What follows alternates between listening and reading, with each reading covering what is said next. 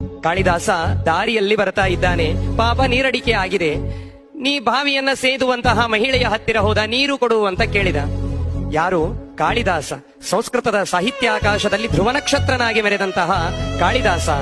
ಆ ಕಾಳಿದಾಸನ ಹತ್ತಿರ ಕಾಳಿದಾಸ ಬಂದು ಆ ಸ್ತ್ರೀ ಹತ್ತಿರ ಕೇಳಿದರೆ ಸ್ತ್ರೀ ಹೇಳ್ತಾಳಂತೆ, ನೀನು ಯಾರು ಅಂತ ಪರಿಚಯ ಇಲ್ಲ ಅಂದ ಮೇಲೆ ನಾನು ಹೇಗೆ ನಿನಗೆ ನೀರು ಕೊಡ್ಲಿ ಅಂತಾಳೆ. ಆಗ ಅವನು ಹೇಳ್ದ, ಇಲ್ಲ ನಾನೊಬ್ಬ ಪ್ರವಾಸಿ ಅಂತ ತಿಳಿದುಕೋ ಅಂತ ಹೇಳಿದ. ಅದಕ್ಕೆ ಆ ಸ್ತ್ರೀ ಹೇಳ್ತಾಳಂತೆ, ಜಗತ್ತಿನಲ್ಲಿ ಇಬ್ಬರೇ ಪ್ರವಾಸಿಗರು, ಒಂದು ಸೂರ್ಯ ಒಂದು ಚಂದ್ರ. ಅವರಿಬ್ಬರೇ ಪ್ರವಾಸಿಗರು, ಎಲ್ಲಾ ಊರಿನಲ್ಲಿಯೂ ಇರ್ತಾರೆ, ಎಲ್ಲಾ ಕಡೆನೂ ಮುಳುಗ್ತಾರೆ, ಎಲ್ಲಾ ಕಡೆನೂ ಹೇಳ್ತಾರೆ, ಅವರಿಬ್ಬರೇ ಪ್ರವಾಸಿಗರು ಅಂತ ಹೇಳಿ. ಸರಿ, ಕಾಳಿದಾಸ ಅಂತಾನೆ, ಇಲ್ಲ ನಾನೊಬ್ಬ ಅತಿಥಿ ಅಂತ ತಿಳಿದುಕೋ ಅಂತ. ಅದಕ್ಕೆ ಆ ಸ್ತ್ರೀ ಹೇಳ್ತಾಳೆ, ಜಗತ್ತಿನಲ್ಲಿ ಇಬ್ಬರೇ ಅತಿಥಿಗಳು, ಒಂದು ಯೌವನ, ಇನ್ನೊಂದು ಹಣ. ಅದು ಬರುತ್ತೆ ಹೋಗುತ್ತೆ, ಅತಿಥಿಗಳು ಹಾಗೇನೆ ಬರ್ತಾರೆ ಹೋಗ್ತಾರೆ, ಯಾರೂ ಇರೋದೇ ಇಲ್ಲ. ಅಂದ ಮೇಲೆ ಒಂದು ಯೌವನ ಒಂದು ಹಣ, ಇದು ಇಬ್ಬರೇ ಅತಿಥಿಗಳು, ನೀನಲ್ಲ ಅಂತಾಳೆ. ಮತ್ತೆ ಕಾಳಿದಾಸ್ ಅಂತಾನೆ, ಇಲ್ಲ ನಾನೊಬ್ಬ ಸಹನಾಶೀಲ ವ್ಯಕ್ತಿ ಅಂತ ಹೇಳಿಕೊಳ್ತಾನೆ. ಜಗತ್ತಿನಲ್ಲಿ ಇಬ್ಬರೇ ಸಹನಾಶೀಲ ವ್ಯಕ್ತಿಗಳು ಅಂತಾಳೆ ಹೆಣ್ಮಗಳು. ಯಾರು ಅಂತ ಕೇಳಿದ್ರೆ, ಒಂದು ಭೂಮಿ, ಇನ್ನೊಂದು ಗಿಡ. ನಾವು ಕಲ್ಲು ಒಗೆದರೂ ಹಣ್ಣನ್ನ ಕೊಡ್ತದೆ, ನಾವು ಏನು ಮಾಡಿದರೂ ಭೂಮಿ ನಮ್ಮನ್ನ ಎತ್ತಿ ಹಿಡಿತದೆ. ಅವರಿಬ್ಬರೇ ಸಹನಾಶೀಲ ವ್ಯಕ್ತಿಗಳು ಅಂತ. ಕೊನೆಗೆ ಕಾಳಿದಾಸ ಅಂತಾನೆ, ನಾನೊಬ್ಬ ಹಠವಾದಿ ಅಂತ ತಿಳಿದುಕೋ. ಜಗತ್ತಿನಲ್ಲಿ ಇಬ್ಬರೇ ಹಠವಾದಿಗಳು ಅಂತಾರವಳು. ನೋಡಿ ಕಾಳಿದಾಸನ ಪರಿಸ್ಥಿತಿ ಏನಾಗಿರ್ಬೇಕು.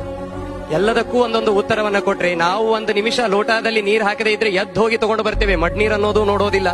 ಪಾಪ ಕಾಳಿದಾಸ ಉತ್ತರವನ್ನ ಕೊಡ್ತಾ ಇದ್ದಾನೆ, ನಾನೊಬ್ಬ ಹಠವಾದಿ ಅಂತ ಹೇಳಿದ. ಅದಕ್ಕೆ ಆ ಮಹಿಳೆ ಹೇಳ್ತಾಳೆ, ಜಗತ್ತಿನಲ್ಲಿ ಇಬ್ಬರೇ ಹಠವಾದಿಗಳು ಅಂತ, ಒಂದು ಕೂದಲು, ಇನ್ನೊಂದು ಉಗುರು, ಬೇಡ ಅಂದ್ರೂ ಬೆಳೀತದೆ ಪಾಪ. ಅಂತಹ ಹಠವಾದಿಗಳು ಯಾರೂ ಇಲ್ಲೇ ಇಲ್ಲ. ಅಂದ ಮೇಲೆ ಮತ್ತೆ ಕೊನೆಗೆ ಸಿಟ್ಟು ಬಂತು ಕಾಳಿದಾಸನಿಗೆ. ಕಾಳಿದಾಸ ಹೇಳ್ತಾನೆ, ನಾನೊಬ್ಬ ಮೂರ್ಖ ಅಂತ. ನೋಡಿ, ಸಾಹಿತ್ಯ ಆಕಾಶದಲ್ಲಿ ಧ್ರುವತಾರೆಯಾಗಿ ಮೆರೆದ ಆ ಕಾಳಿದಾಸ ಹೇಳ್ತಾನೆ, ನಾನೊಬ್ಬ ಮೂರ್ಖ ಅಂತ. ಅದಕ್ಕೆ ಆ ಸ್ತ್ರೀ ಹೇಳ್ತಾಳೆ, ಜಗತ್ತಿನಲ್ಲಿ ಇಬ್ಬರೇ ಮೂರ್ಖರು ಅಂತಂತಾಳೆ.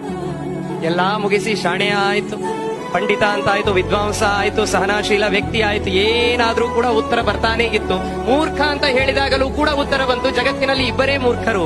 ಯಾರಿಬ್ಬರು ಅಂತಂದ್ರೆ, ರಾಜ್ಯದ ಬಗ್ಗೆ ಪರಿಜ್ಞಾನ ಇಲ್ಲದೇನೆ ರಾಜ್ಯವಾಳುವಂತಹ ರಾಜ, ಅವನಲ್ಲಿ ಗುಣಗಳಿಲ್ಲದೆ ಇದ್ದರೂ ಕೂಡ ಹೊಗಳುವಂತಹ ಮಂತ್ರಿ, ಇವರಿಬ್ಬರು ಮೂರ್ಖರು ಅಂತ ಹೇಳ್ತಾಳೆ.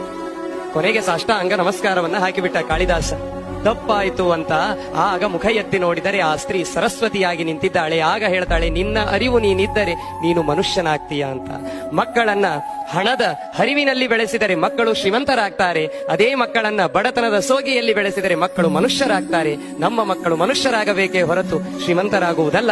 ಆ ನಿಟ್ಟಿನಲ್ಲಿ ನಮ್ಮ ಮಕ್ಕಳ ಅರಿವು ನಮಗೆ ಬರಬೇಕಾದರೆ ಮೊದಲು ನಮ್ಮ ಅರಿವು ನಮಗಿರಬೇಕು. ಆ ನಿಟ್ಟಿನಲ್ಲಿ